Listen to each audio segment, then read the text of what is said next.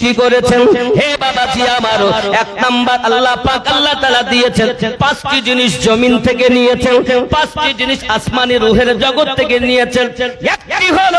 বাবাজি এই পাঁচটির মধ্যে আগুন পানি মাটি বাতাস নাফসে আম্মারা এই পাঁচটি আলামে খলকের সঙ্গে আপনার সম্পর্কিত জরু জগতের সঙ্গে সম্পর্কিত আর পাঁচটি আল্লাহ নিয়েছেন আলামে খলক একটির নাম কলব একটির নাম রুহু একটির নাম নাফ আপনার কিনা সিদ একটির নাম খফি একটির নাম আকফা এই পাঁচটি হলো আলামে খলকের সঙ্গে সম্পর্কিত যুবক রুহু যে মানুষের ভিতরে কেমন এটা কেউ বলতে পারিনি এবং পারবেও না আজ পর্যন্ত বলিনি শুধু এতটুকু বলা হয়েছে রুহু হলো নূর রুহু কি নূর প্রথম নম্বরে আপনি বলবেন লা ইলাহা এই নিজেকে চিনেছে যে আল্লাহ পেয়েছে সে নবী পেয়েছে সে নিজেকে চিনল না যে ওই ব্যক্তি আপনার পশুর মতো মারা গেল উলাইকা কাল আনআম তারা চতুষ্পদ জন্তু কোরআনুল মাজিদ সূরা নাম্বার 7 আয়াত নাম্বার 178 ও 79 আল্লাহ পাক আল্লাহ তাআলা বলেন উলাইকা কাল আনআম বাল হুম আদাল তারাই হলো চতুষ্পদ জন্তু ব্রেনের ভিতরে আসলে আল্লাহ কেন তারা পশু হবে কেন তারা পশু হবে আপনি তো শ্রেষ্ঠ জীব মানুষ বানিয়েছেন আল্লাহ পাক আল্লাহ তাআলা বলেন লাহুম কুলুবুল্লাহু লা ইয়াফকাহুনা বিহা আল্লাহ পাক তাদের অন্তর দিয়েছি অন্তর দিয়ে তারা চিন্তা ভাবনা করে না আমি আল্লাহ তাদের চোখ দিয়েছি চোখ দিয়ে দেখে না আমি আল্লাহ তাদের কান দিয়েছি কান দিয়ে শোনে না এই কারণে তারা হলো চতুষ্পদ জন্তু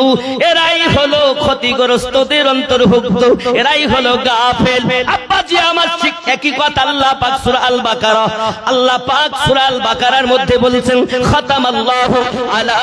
কুলুবিহিম ওয়া আলা সামঈহিম ওয়া আলা আবসারিহিম গিশাওয়াতু ওয়ালাহুম আযাবুন আযীম জোরে কোন সুবহানাল্লাহ আল্লাহ পাক বলেন আমি তাদের অন্তরে মোহর মেরে দিয়েছি আমি আল্লাহ পাক তাদের কর্ণে মোহর মেরে দিয়েছি আমি আল্লাহ পাক তাদের চোখে পর্দা দিয়ে দিয়েছি তারা শুনেও শুনবে না অন্তরে তাদের মোহর কে মেরেছে আল্লাহ উলাইকা কাল আনাম তারা চতুষ্পদ জন্তু বালহুম আদল তার থেকেও নিকৃষ্ট এখন পশু হয়ে যদি মারা যাওয়া যায় কবরে আযাব হবে আর যদি মানুষ শ্রেষ্ঠ জীব হয়ে শ্রেষ্ঠ হয়ে যদি কবরে যাওয়া যায় তাহলে কবরে আযাব হবে না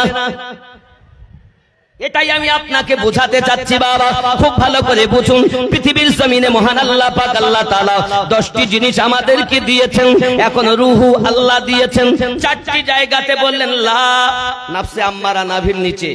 লা বদমাইশ খুব বড় বদমাইশ আমাদের খৈশ জায়গায় যত আশা জায়গায় যত যার নাম হলো নাফসে আম্মারা লা নেই ইলাহা নেই কোনো মাবুদ ইল্লাল্লাহ কলব থেকে রূহুতে যার আল্লাহ আছে ওই ব্যক্তি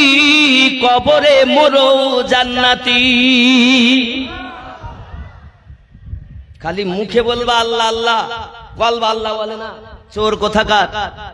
ওইখানে যাও যারা তোমার অন্তরের রোগ দূর করে আল্লাহ তুমি প্রতিষ্ঠিত করেছো শুধু তুমি আল্লাহ জবানে বলবে না তোমার কলব আল্লাহ বলবে তোমার হাত আল্লাহ বলবে তোমার জবান আল্লাহ বলবে তোমার পা আল্লাহ বলবে তোমার দেহের সমস্ত অঙ্গ প্রত্যঙ্গ আল্লাহতে যখন মিশে যাবে তুমি শ্রেষ্ঠত্ব পরিচয় দিয়েছো আমার আল্লাহ পাকের ফেরেশতারা যখন কবরের ভিতরে এসে জিজ্ঞাসা করবে বলো তোমার রব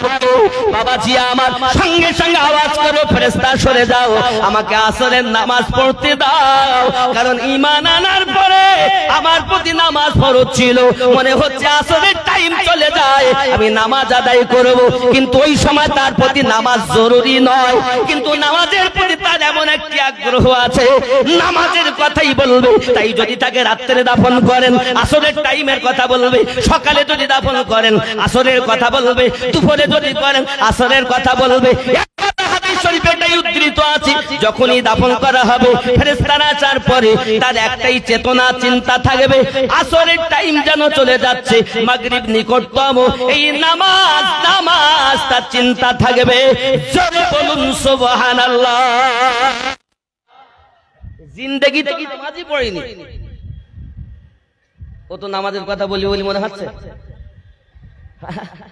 কলবে তো আল্লাহ নাই, আছে?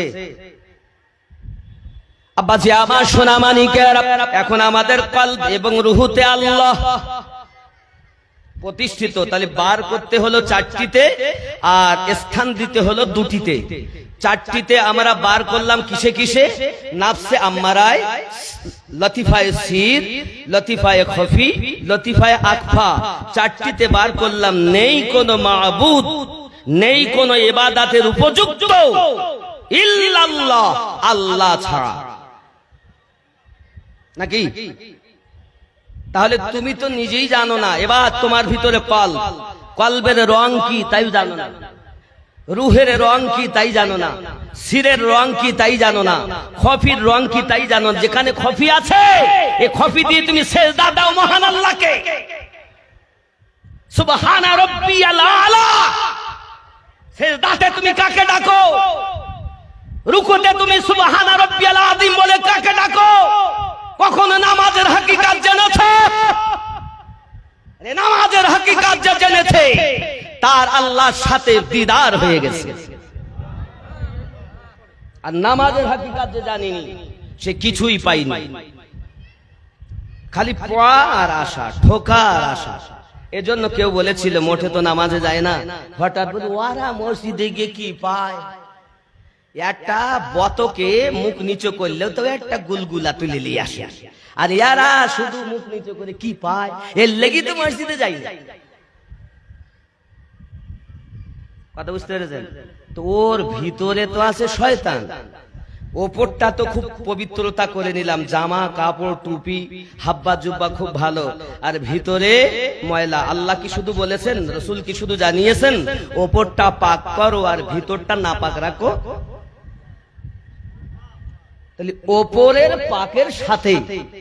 ভিতর যাদের পরিষ্কার পবিত্র,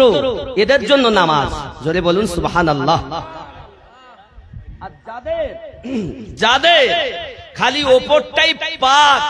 আর ভিতরটা না পাক, তাদের বুঝে নিতে হবে ওই জীবনটাই বেকার। কারণ রব্বে কারীম তাহারাতের কথা বলেছেন, তো তাহারাত শুধু দেহের ওপরটা নয়, ওপর পাক ভিতর পাক, তার হবে আল্লাহর ইবাদত। আর ভিতরে নোংরা ওপরে পরিষ্কার। যেমন আপনারা একটা ফল দেখেছেন, মাকাল ফল বলে, লাল হয় খুব দেখতে, ওকে কি বলেন আপনারা? মাকাল ফল বলেন তো? ও দেখতে কত সুন্দর বলেন তো, দেখতে খুব ভালো লাগে, আর যেই ভাঙা যায় তো কি মনে হয়? একদম নোংরা, নাকি? আল্লাহর নবী ছাড়া খোদা